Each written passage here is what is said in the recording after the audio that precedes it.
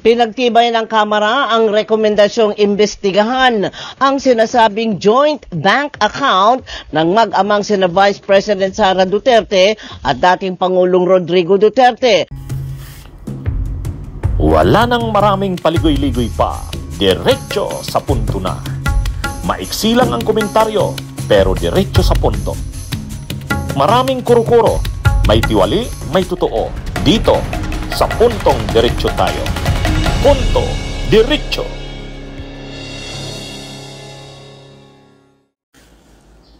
Ayan mga kabunyog, mga kababayan. Diretso nating puntuhan nito. Ang Kamara o ang House of Representatives nagrekomenda na imbestigahan ang pagkakasangkot ni Duterte at saka ni Bongo tungkol sa una doon sa Pogo at saka doon sa drug war. Kasi yung sa Pogo, ayon sa mga nag-appear na mga resource persons sa pagdinig ng Quadcom ng Kamara, tulad ni Colonel Juvie Espinido. Ayon kay Juvie Espinido, si Bongo galing sa mga kita sa illegal na Pogo o galing sa pondo na galing sa mga illegal na Pogo, si Bongo ang nagbibigay ng reward. Siya yung nagbibigay ng pabuya doon sa mga nakakagawa ng mga target o quota sa drug war ni Duterte. Ganun kalinaw ang sinabi ni Colonel Juvie Espinido na si Bongo ang nagbibigay ng reward. At ito, ayon kay Juvie Espinido, galing ito sa Pogo. Kaya yung Pogo at yung drug war, konektado yan. At yung perang pinapamigay sa mga nakakagawa ng mga pagpatay sa drug war ni Duterte, ang pera ay galing sa aside sa confidential funds ni Duterte, may mga galing din sa Pogo at si Bongo ang nakakaalam niyan. At sangkot dito si Bongo. Si Bongo rin di umano ang nagbibigay sa iba-ibang mga units na nakakagawa ng target o quota o sa accomplishment sa drug war ni Duterte. Kaya pinapaimbestigahan na ito. Ganyan din ang sinabi ni Rowena Garma Si Rowena Garma, nung nag-appear ito bilang resource person din sa Quadcom, sinabi niya na actually, ang mga order galing kay Duterte, siguro yung listahan kung sino yung dapat na itatarget, galing kay Bongo. Si Bongo. At kay Bongo rin nila sinasubmit yung kanilang mga reports. Ayon kay Rowena Garma.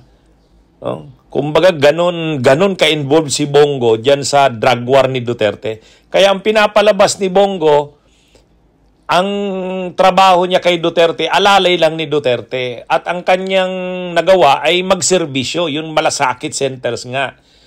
Hindi daw siya involved dyan sa mga drug war na yan, mga EJ case na yan, mga Pogo na yan. Pero yung mga resource persons na nag-appear sa Quadcom, sa Kamara, ay pinatutunayan na hindi. Hindi ganun, parang inosente si Bongo, hindi. Kung ano man ang gusto nila o proposal nila, ipapaabot sa presidente, kay Bongo nila dinadaan.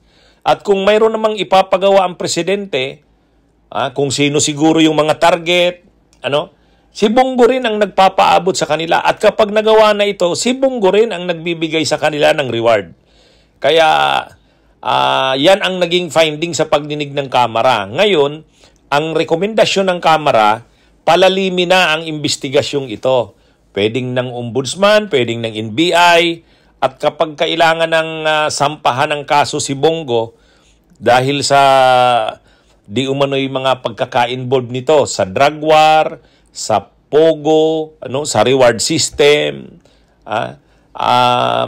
dapat makasuhan itong si Bongo. Nakakapagtago kasi ito si Bongo sa mga kunwari na ang bisyo ko ay magserbisyo. Yun, malasakit center. Kaya nga naka-re-elect ito at nanguna pa sa mga kandidato sa Senado kasi ang packaging ni Bato ni Bongo ng sarili niya, hindi siya involved sa mga kaso o krimen na kinai-involvean ni Duterte.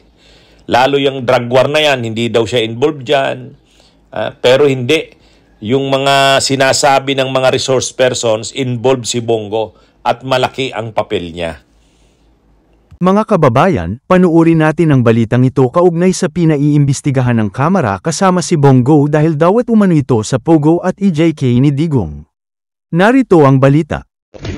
Pinagtibay ng Kamara ang rekomendasyong imbestigahan ang sinasabing joint bank account ng mag-amang sina Vice President Sara Duterte at dating Pangulong Rodrigo Duterte. Sa report ng Quad Committee, inirekomenda sa Anti-Money Laundering Council na imbestigahan ang joint account ng mag-amang Duterte na pinaniniwala ang nakatanggap ng pera mula sa kalakalan ng illegal na droga. Nag-ugat ang investigasyon sa pahayag ni dating Senador Antonio Trillanes na naglalaman ang bank account ng pondo mula sa mga drug lord. Nauna nang hinamon ni Trillanes si dating Pangulong Duterte na lumagda sa bank waiver para patunayan ang akusasyong inilipat ng drug lord na si Sammy Uy ang mahigit 2 bilyong piso sa bank account ng pamilya Duterte noong 2007 hanggang 2015. Inirekomenda ring imbestigahan ang sinasabing koneksyon ni Senador Bongo sa illegal na pogo. Kasunod dito ng testimonya ni Police Colonel Jovi Espenido hinggil sa quota at reward system sa pagpapatupad ng war on drugs. Ayon kay Espenido, pinadadaan sa senador ang perang ginagamit sa reward system na sinasabing pinopondohan ng mga pogo. Nauna nang inirekomenda ng Quad Committee na kasuhan ng crimes against humanity si dating Pangulong Duterte at Senador Ronald Bato de la Rosa, gayon din ang mga dating PNP chief na sina Oscar Albayalde at Debold Sinas dahil sa sinasabing patayan sa war on drugs. Bunyog, bunyog, halikan na kasama ka. Bunyog, kapag buklod ay may pag-asa. Luzon, Visayas, Mindanao, isa ang pananaw. Sa bagong Pilipinas ang bunyog isisigaw.